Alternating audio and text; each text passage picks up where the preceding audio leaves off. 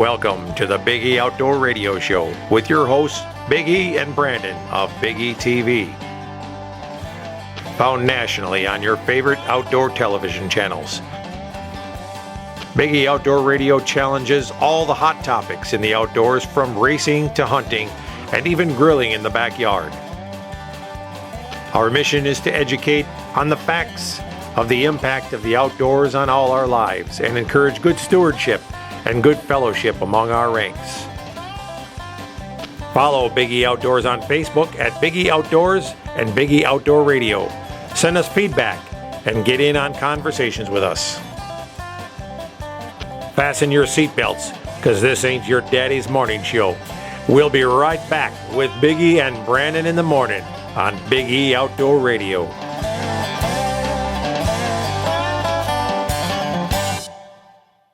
Big E Outdoors, located at Cedar Creek, is reopening its doors soon after its new remodeling. Home to the area's first and only big game hunting museum, with educational exhibits displaying animals from around the world and facts around the hunters' contributions to their survival. Pick up some unique souvenirs and gifts from the museum and from the Big E TV shows. Meet the pro staff from Big E TV and Big E Outdoor Radio. A great place to stop in with the whole family. And while you're there, book your next hunting trip with the Big E Outdoors professional hunters. With over 21 personal hunting destinations worldwide, you'll be sure to find a quality getaway with the Big E Outdoors destinations. Big E Outdoors is also home to Adrenaline Hydrographic. Check us out online at BigEOutfitters.com and register to win a free hunt. Big E Outdoors at Cedar Creek.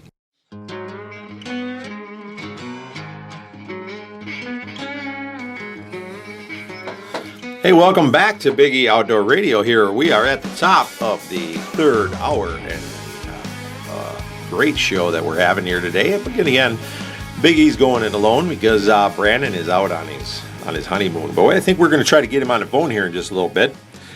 We were talking in the last hour there about getting new folks into hunting, whether they're different races and women and youth. And I was again, of course, going through the Buckmasters magazine this last week, and I noticed that there were at least 3 to 4 full-page advertisements for crossbows in there, and that's what really, I found amazing. And I'm not going to say the names of them, whatever, but the thing is that crossbows are definitely a way to get new folks into hunting. We also picked up a sponsor for crossbow, and they're great sponsors of ours. Next Gen Crossbows, and it's probably a brand that a lot of folks haven't heard of, but now we used it on a hunt here. Willie Adams, our guest hunter, and Ernest Williams, our pro staffer, were just up here, and we used the crossbow on that hunt. We shot it. And one of the things that I grade a crossbow on, number one, is the ease of cocking it and loading it, and also the trigger pull. Now, the trigger pull can, as far as I'm concerned, make or break your hunt on a crossbow. When you have a real heavy, real long trigger pull, especially when you're working with amateur or new hunters, things like that, trigger pull can really screw up the hunt, because they're anticipating they pull and then they realize they got to pull really hard, and that's when they pull off target. The trigger pull on this Next Gen is very smooth and very, very easy to pull. And it's very accurate bow. We were really amazed. It comes like all crossbows do nowadays. It comes completely with everything you're going to need. It comes with the scope and tactical rails and all the stuff that you're going to want. Your quiver. It even comes with some bolts for you to use. And so we went out and we sighted this thing in. And once we got this thing zeroed in, we found that it had elevation dots on it for us to use, and this thing worked perfect. The last place that we had shot it was at 60 yards, and it was just, we'd move the target back, we'd drop down to the next dot on the scope, and it would be right in there. This was an amazing piece of equipment that we were shooting. And we were really, really happy with how it performed. So if you're looking for a great crossbow at an affordable price, I can tell you, check out Next Gen crossbows. They are really great. Smooth trigger pull, easy to load, smooth cocking. And we went out and found out that they work absolutely fantastic. And again, crossbow hunting is definitely becoming very popular. Not only for all of us, because we can all crossbow hunt now.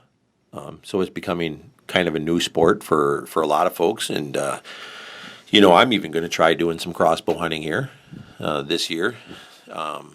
I do bow hunt still, but the crossbow hunting is definitely, it's kind of a different sport, You will see the difference. Get a guy that's out there targeting with a crossbow and a guy that's out there shooting with a bow, and you're going to see the difference in the way the arrow reacts and things. The arrow on a bow is definitely flatter shooting and things like that. But the crossbow is a completely different sport, and it also is a way that you can put enough power in the hands of a child, in other words, a youth hunter, or a female, for them to be able to effectively bring down an animal with an archery situation where they maybe couldn't pull back enough with a regular bow. And this is not meant to pick on any females, but I can tell you that a lot of women just don't have the physical makeup in their upper body to be able to pull back the poundage on a bow. They might be able to pull back the minimum requirement, but I'm going to tell you that the minimum requirement is not enough to effectively harvest animals in a lot of situations. It can barely bring down a deer, and even that's marginal at times. So you start looking at these crossbows, and it really evens the playing field. And you can tell that this is really on the rise when you start looking at these magazines. And I looked through there, and I couldn't find a single ad for a bow. Nothing. I found muzzleloader ads and crossbow ads, and it was amazing that I found 3 full-page ads for crossbows. That was what really blew me away. I was like, wow, this is definitely becoming a very serious thing when you find this many dollars spent on advertising crossbows, because they definitely weren't sparing any costs, that's for sure. Every time you turned a couple pages, you'd find another full ad for a crossbow in there. And you're getting a lot of people talking about them on social media and places like that as well. And so, of course, the Big E Outdoor team, we had to get into it, and the folks at Next Gen contacted us, and we said, hey, yeah, you know what, we're always looking to try something new. So we got into working with them, and they sent us a couple crossbows, and they sent us some Slayer broadheads to try out, and so far we are loving what we're seeing. And again, if you're going to go out there and check out crossbows, one of the things you want to do, you want to check out trigger pull. You want to check out the how easy it is for someone to cock it, things like that. If you want to try out the Next Gen, stop by the Big E Outdoor Pro Shop and the Big E Outdoor Museum, and we'll let you even shoot the Next Gen crossbow right here. You'll be amazed at how sweet this thing shoots and how well it performs. And heck, if you get on a TV hunt with us, we might even be able to hook you up where you can do the hunt with the Next Gen. So, like I said, you'll really enjoy these things. If you're out there and you're thinking about taking a woman out hunting, we should probably talk about calibers of rifles for the gun season. I'd be interested if you guys want to weigh in on our Facebook page to know what kind of calibers you're using for women and youth out there. I know that a lot of guys had talked about 223s and 243s and things like that, and I myself haven't had a lot of luck with small caliber bullets like that, because unless you get a really great shot and you end up with a situation where you have to blood trail it, it's pretty tough sometimes to get a trail. And the thing that I have noticed is that a lot of hunters out there seem to give up, or if they walk 50 yards and don't find blood, they will assume that they missed. And there are a lot of situations where the deer will turn around and run off and not show any sign of being hit. And it is hit.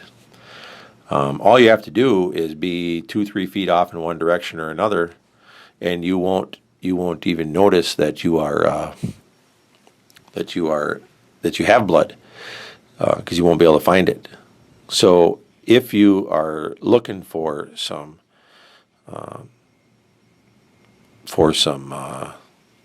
good calibers, I mean, this is something that maybe we should talk about in a forum type situation for us, and that would be, I guess that'd be something we could maybe start a little online group talk about. I think 7mm 08 is a good one.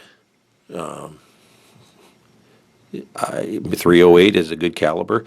And there's a lot of things you can do to lighten the recoil if that's what the women are afraid of, or the youth are afraid of, is a recoil. Got to check out these stock pads and these stock recoil reduction things by Sims. Like Sims has a recoil reduction pad, and it's really, really quite handy. You will actually reduce the recoil by 50-60% on a lot of these things. I mean, I don't know what the exact percentage is. You'd probably have to look at their literature, but I can tell you that the Sims vibration recoil pads that they've got, I put them on rifles that are big, heavy magnums and change the recoil so much that you can't even tell what you're shooting anymore. So that's always a possibility too. You take a 7mm 08 or a 308, put a Sims recoil pad on there, and turn around, and now you made it so that it maybe doesn't kick as much even as a 223, but you're now letting your youth or your wife or somebody like that shoot a very effective weapon.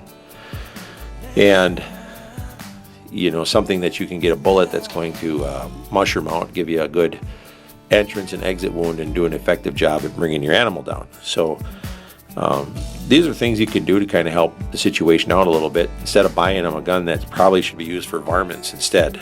And so I guess think about that. If you got some comments on that, you can always weigh in on our Facebook page, and we'd be glad to hear about it. So we're going to take a quick break, and we'll be back with some more Big E Outdoor Radio.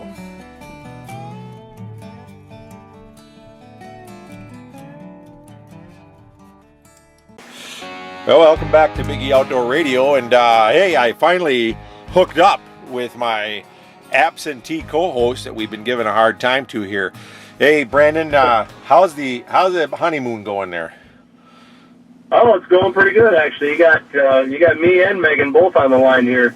Oh, we just recently got off the boat here, so. You did.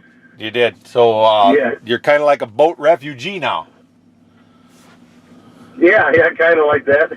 Yeah. I didn't have to swim to get here. Oh, well, that's a good thing. So how was the trip? It was pretty good.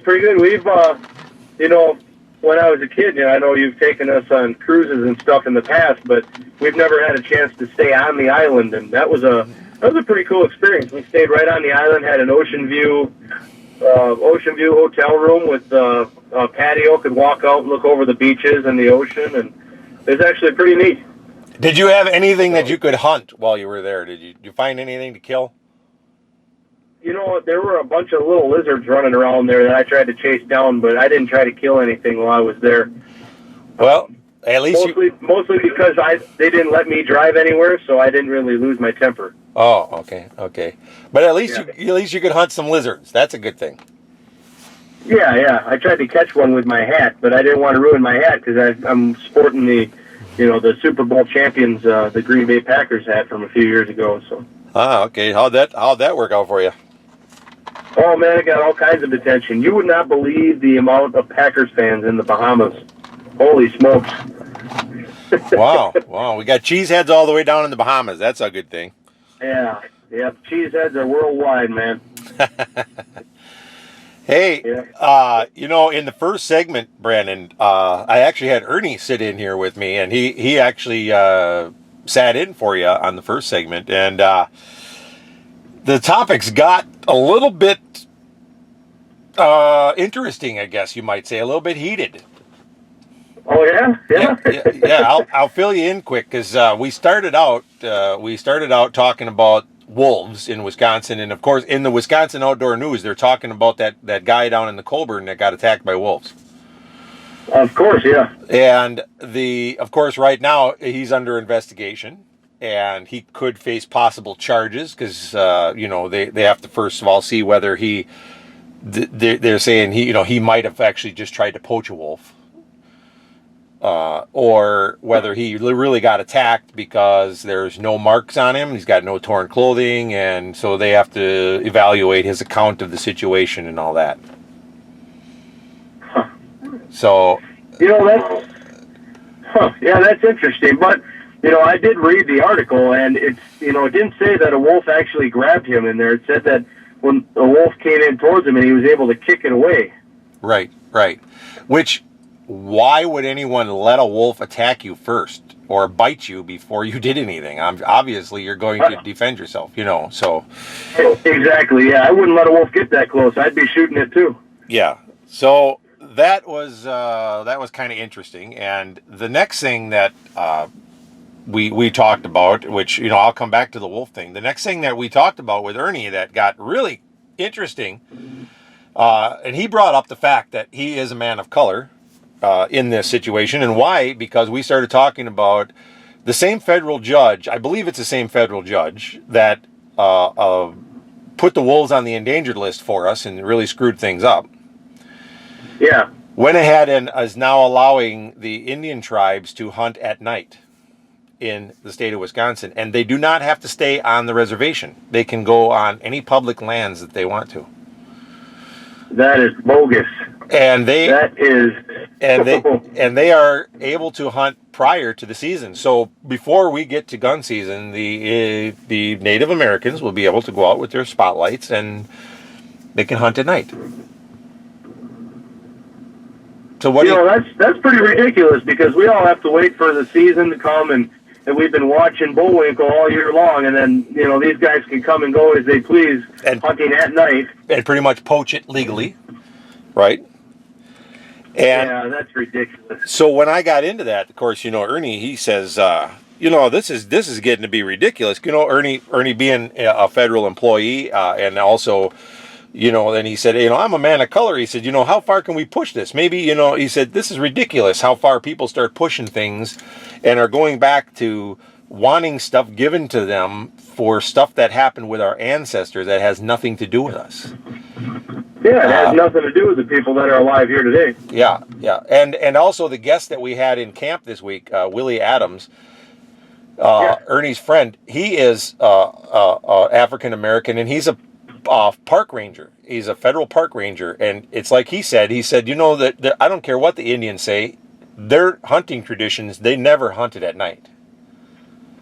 So for them to try to, and they surely didn't hunt with spotlights and all that kind of stuff. So, if it's really, they're starting to push things to the limit. And, we were talking about the fact that, okay, this isn't the DNR's fault. This is something that the federal judge did, just like the federal judge did with the wolves. So, but the fact still remains that the DNR is the one that, without putting it to a vote, they're the ones that went in and put the wolves in the state of Wisconsin in the first place. They just decided, hey, this would be a good idea. Let's throw some wolves in here. Then, now the federal judge put them on the endangered list, and we are proverbially screwed because some people decided that a handful of guys in the DNR that think that they know better than everybody just decided to do something without actually ever asking the citizens to vote on it. They just did it. Wow. That's ridiculous, and I apologize here. I'm actually in line at a toll booth, so I'm going to have to just cut out on you here for a second just to pay my toll. Yeah, otherwise, they'll be sending me the ticket in the mail, and I think I might have a few coming. Yeah, did you blow a few on the way, or? Well, not on purpose, but you get down here into Florida, and sometimes they get. It's there's there's no cash lanes or no change lanes. You go through, and they assume that everybody has SunPass when they're in Florida. And I don't have SunPass. I'm from Wisconsin. Why would I want it? Yeah, right, right. Well, go ahead. Yeah, hopefully they send me just the toll bill in the middle and not $100 ticket for one that I blew. Yeah, right. Are you at the window yet? There's one car ahead of me yet. So. Oh, okay.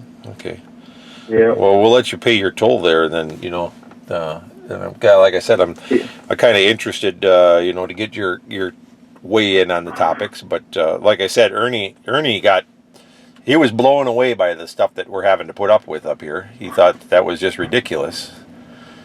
So. Oh yeah, it is. It's getting out of control. They try to push things farther and farther every time, and where are they going to finally draw the line on that? Well, I'm going to tell you what. In northern Wisconsin, it's causing quite a stir up there, especially near the Chippewa area, because. Because there's guys up there that are already dealing with the walleye spearing issues. Yep. And I had never really thought about the walleye spearing implications, but I don't know. Have you ever met Brian at the Wilderness Preserve?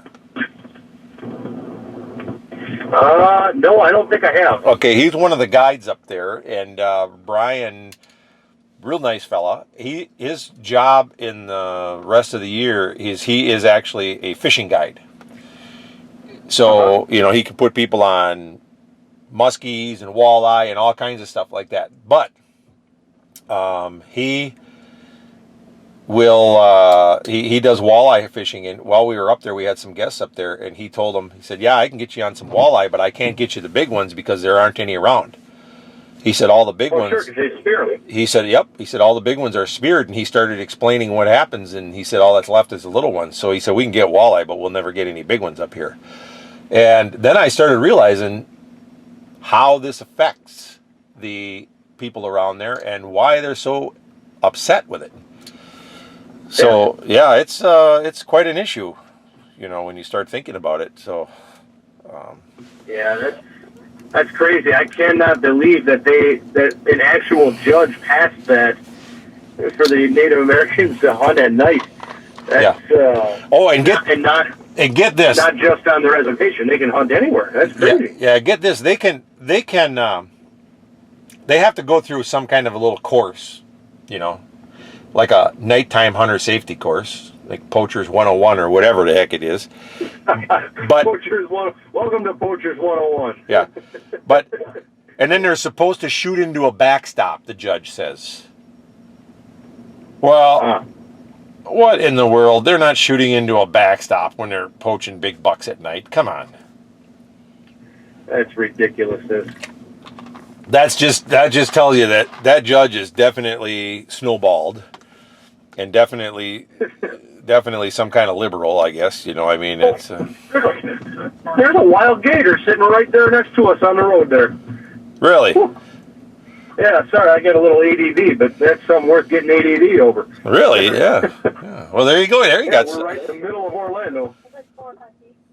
So probably a good 5-footer. Yeah. Why don't you jump out and wrestle it? Yeah. Holy smokes, he was sitting right up on the bank next to one of them water holes on the intersection by an overpass, Yeah. Yeah, he's sitting up there in the sun. Yep, probably only 30 feet away from our car. Huh. Hey, we're going to take a quick break. Yeah, we got to take it. We'll be right back, Brandon. This segment of Biggie Outdoors is brought to you by Snap Fitness of Wausau. It's time to get in shape, and Snap Fitness is the right place to do it. With 2 locations in Weston and Wausau, you're never far from a Snap Fitness. Open 24/7 for members with clean and well-maintained equipment. Check out their new location across from Fleet Farm on Wausau's north side with all new machines and equipment. Sign up for some classes or training. Pick up the supplements you need and take advantage of the monthly deals and sign-up specials they have going on now.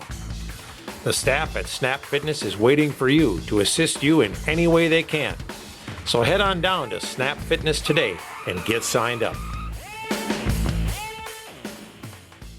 All right, welcome back to some more Biggie Outdoor Radio. We still got Brandon on the line here. He's down in Florida spotting gators, and so you didn't go out and make a pair of boots out of that thing anyway. So No, I'm too busy wrestling the Orlando traffic. I got a surprise lunch here for my beautiful wife. I'm gonna take her to eat somewhere that she's never been before. So. Well, she's never been anywhere in Florida, so heck, you could take her to McDonald's. That's a good point. That's a real good point. Yeah. Yeah, no, we've done a lot of cool stuff here on this trip.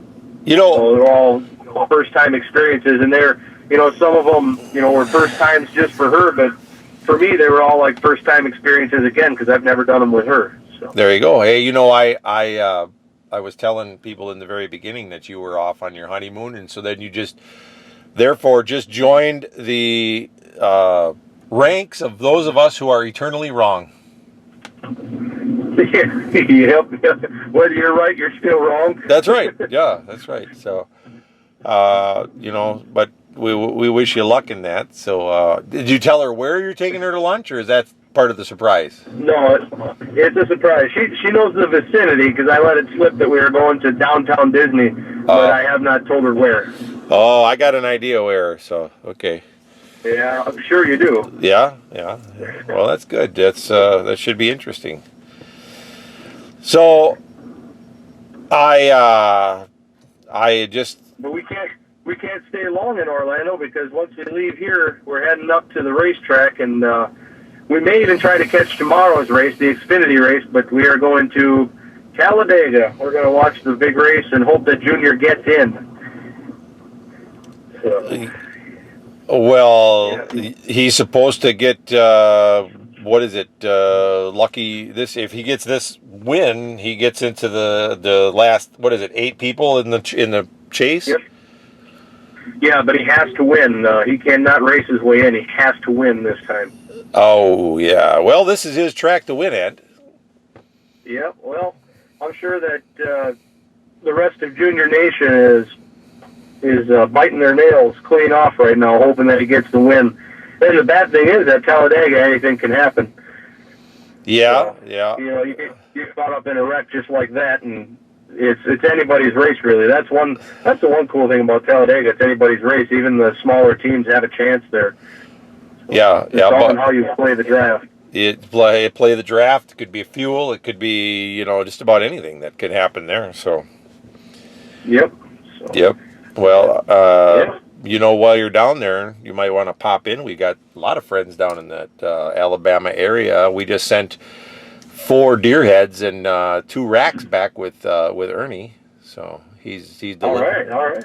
So he's delivering some stuff for us there. John Overstreet's deer, Bo Golden's deer, the big one there. What did we call him?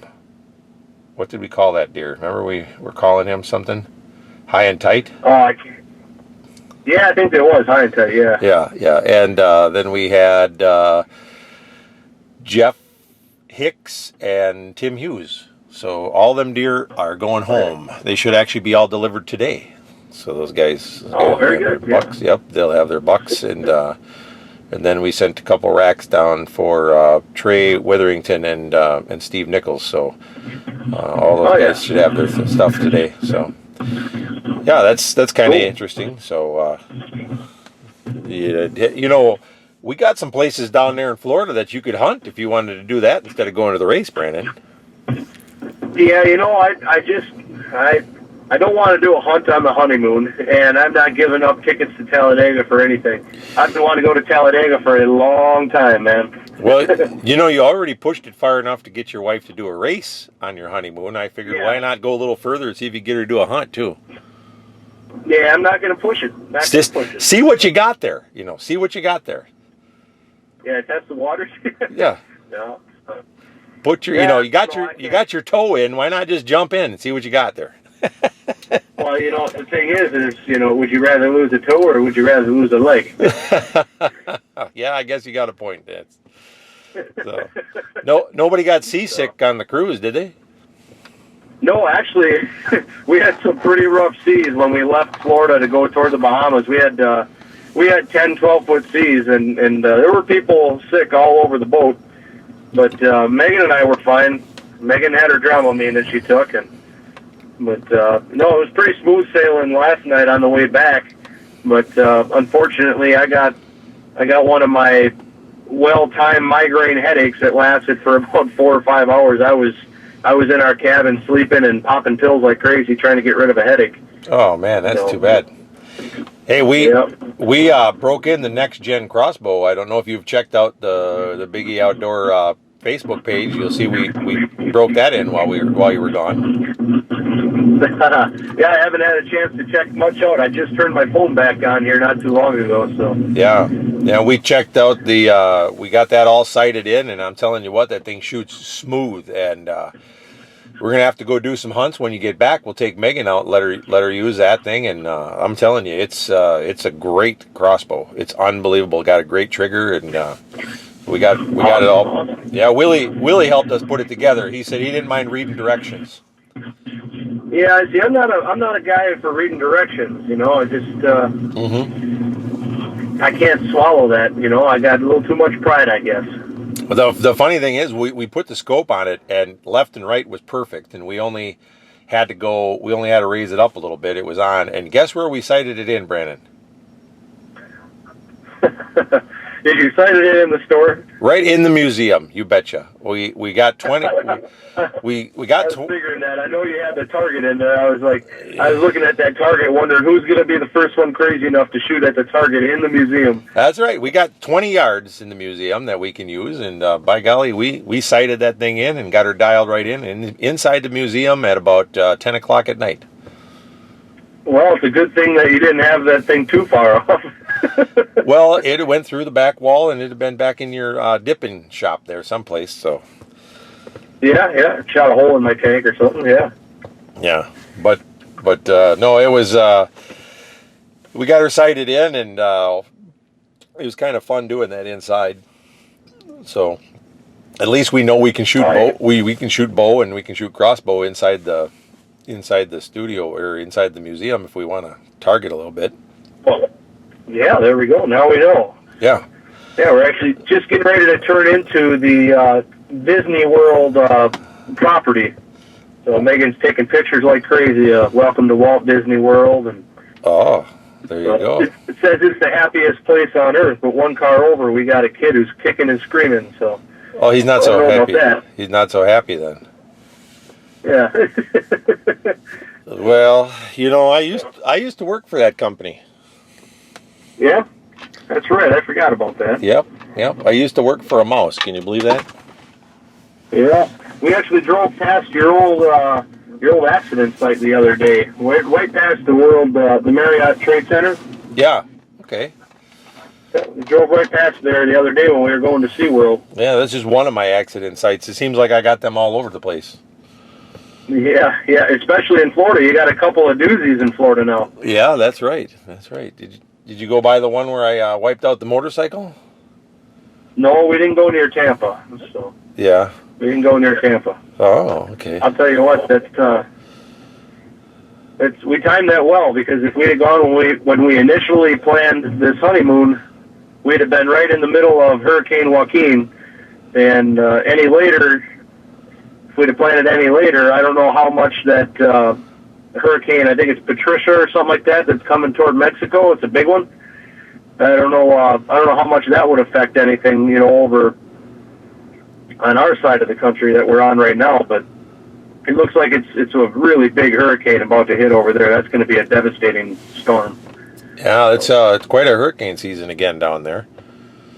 Yeah, but we timed it pretty dang good. We had pretty nice, warm, sunny days. We had a couple of sun showers, those ones that last 5-10 minutes, and they start to scare people off the beach, which actually made me laugh, because you're already at the beach, you're wet, why are you running? Yeah, really. Yeah, I always kind of wondered that. Why do you leave the beach when it's raining? You're already there, and you're going to get wet in the water anyway, so...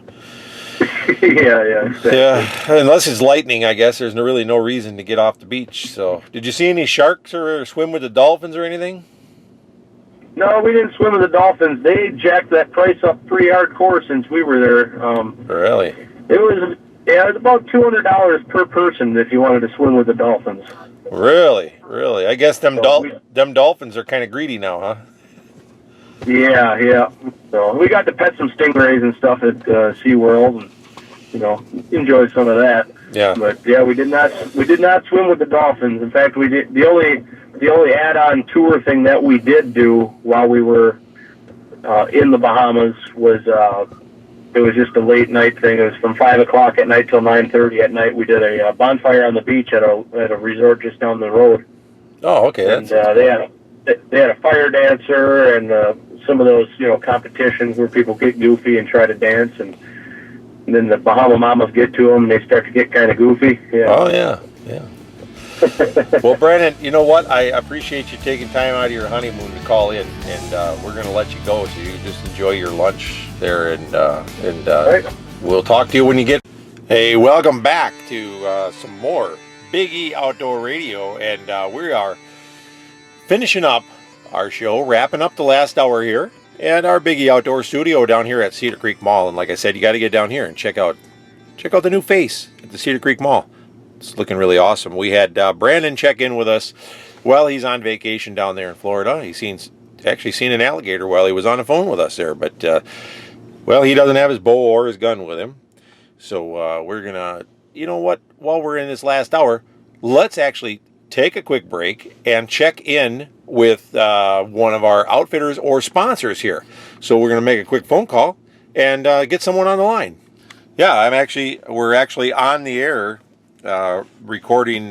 So I actually wanted to catch up with you while I was on the radio too and find out what you've been hunting. Okay, yeah, no, well, we haven't really been hunting much like the last month or so. Uh-huh. But we're getting in clients next weekend again. Uh-huh. So yeah, but we have been culling and so on, shooting some zebra and that. But yeah, no, it's been good. We shot about 5 zebra this week. It roughly gave us about 1,200 pounds of meat. So. Wow, 1,200 pounds of meat. What? You're just filling some meat orders with them? Is that what you're doing? Yeah, pretty much. And then I've got all the skins that I'll sell off at the end of the day as well. So yeah, but we basically got orders now for about 1,000 pounds of zebra meat a week, every week. Wow.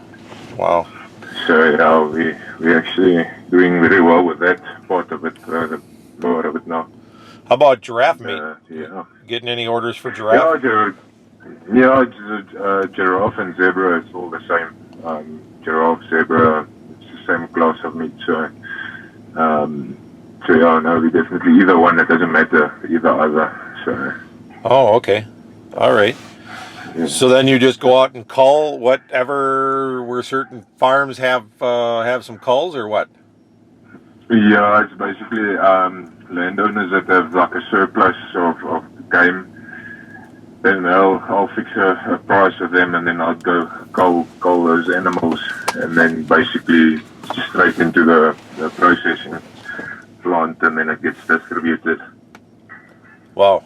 All right. So it's quite an undertaking, I must admit.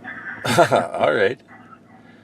I should probably plan on coming over and spending some time with you when you guys are doing that. It sounds like quite a bit of work. No, you'll enjoy it. Yeah, look, it's basically a day to do a cull like that. Do about 6-7 zebra on average per day.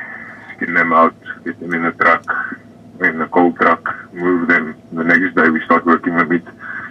So yeah, no, it's quite something to see. Wow. But it's fun on the other end as well. So. Oh, sure. Hey, I saw Jamie with a hippo. Was that a recent hunt? No, that was a hippo that we hunted in January in Mozambique. Oh, okay. Yeah, no, that was in the beginning of the year.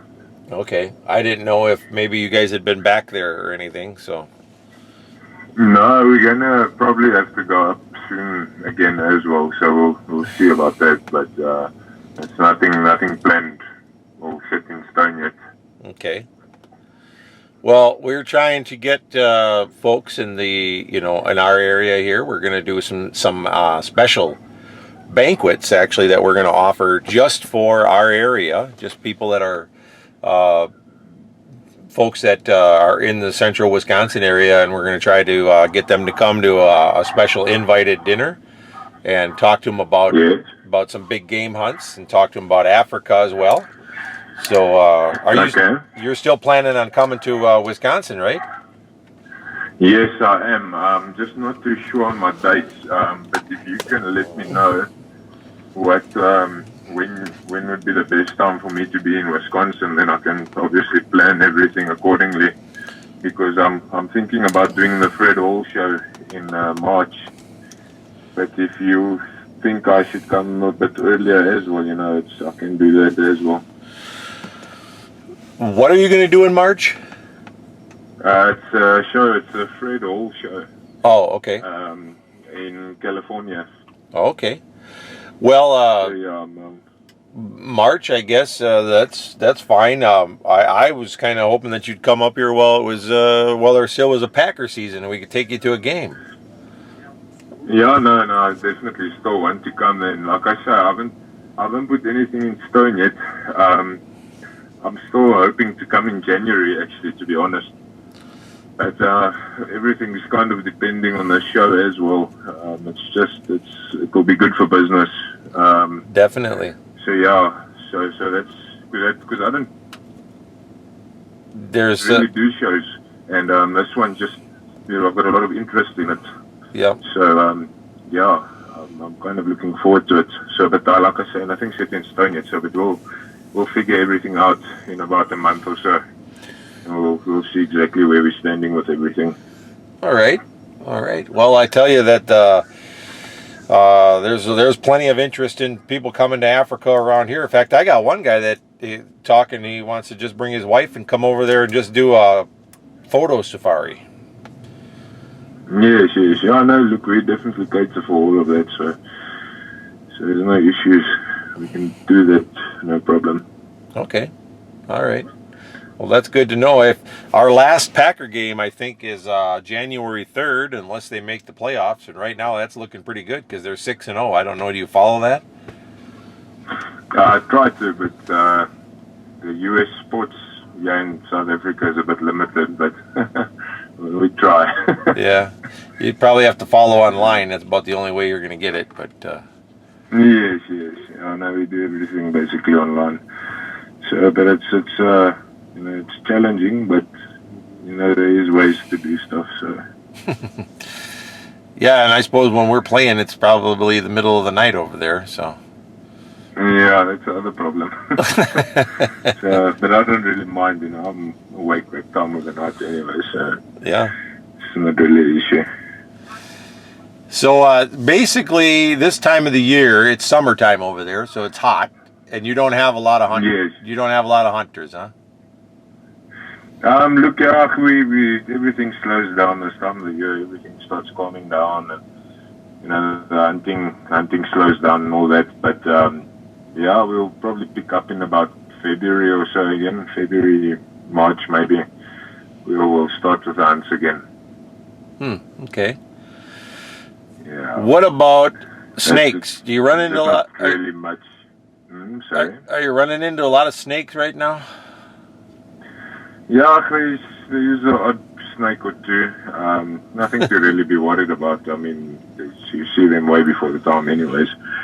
So, but yeah, the snakes are starting to come out now. And yeah, no, we do see them every once in a while. You know that that don't sit well with my son. He's not looking forward to coming over there and seeing them. So. Well, by the time he probably comes here, it's already starting to go into winter, and the snakes go back into hibernation. So, chances of us seeing them then are a lot less than seeing them now in the middle of summer. So. Yeah. How hot does it get there in the summer? Oh, we can go, 90, 100, 110 Fahrenheit. So wow. It just depends on, basically the day.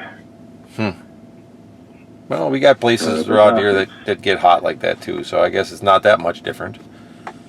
No, it's not much different. But like you know, the sun here is a different type of sun. Burns the living daylights out of you. Yeah, that's right. It can burn you even when it's only 70 there. Yes, no, for sure. And I'm always wearing sunblock and so on, Yeah. even in winter. Uh-huh. Well, what kind of specials have you got, or what kind of packages are you putting together for next year that we can tell our people about? I've got a couple of packages in the pipelines. I'll have to get that over onto you. There's about 7 or 8 different packages to choose from, ranging from what was it? I think 2,000 or 2,500 US up until it goes up to about 10,000 US. Different packages, different species, and so on. And then we've got a buffalo hunting package now for the end of the year. So that's a special I'm running at the moment, just because the seasons are down and there's some surplus buffalo that need to be hunted. So the landowners have given me the go ahead to market them. So that's what I can offer for till the end of the year. And as soon as the next year begins, then everything basically goes back to normal again. Yeah. 2016. Well, that's a great deal on a good sized Cape. If anybody's looking for a Cape buffalo hunt, 10,000 US. That's that's about 5,000 cheaper than what most Cape buffaloes run. Yeah, look, on average, my package usually is about 14,500 US for basically the same package. And like I say, thank you to the landowners or the concession owners, for giving me a good price on them, making it available for my clients that I can ask such a lower rate. Well, that's great. Yeah, that's excellent. Be safe out there in the woods, and we'll be back next week. Thanks for listening.